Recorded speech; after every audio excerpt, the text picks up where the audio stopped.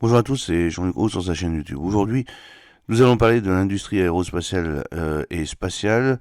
Le secteur continue de recruter et c'est une bonne chose pour le secteur aérospatial français et aussi notre pays.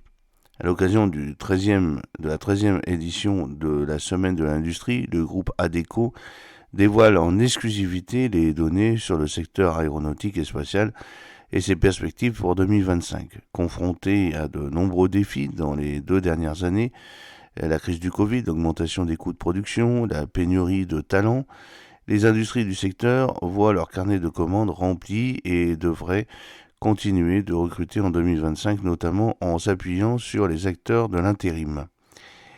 La reprise du secteur aéronautique et spatial après la crise du Covid-19 a entraîné une reprise de la production, notamment pour répondre aux commandes massives des compagnies aériennes. Cette croissance rapide s'est heurtée à une pénurie de compétences en France, où l'activité est particulièrement concentrée. Elle a contraint les industriels à ajuster à la baisse les prévisions de livraison pour 2025. Malgré le frein, une hausse de la production de 7% est envisagée pour 2025, ce qui pourrait accentuer davantage les besoins en recrutement.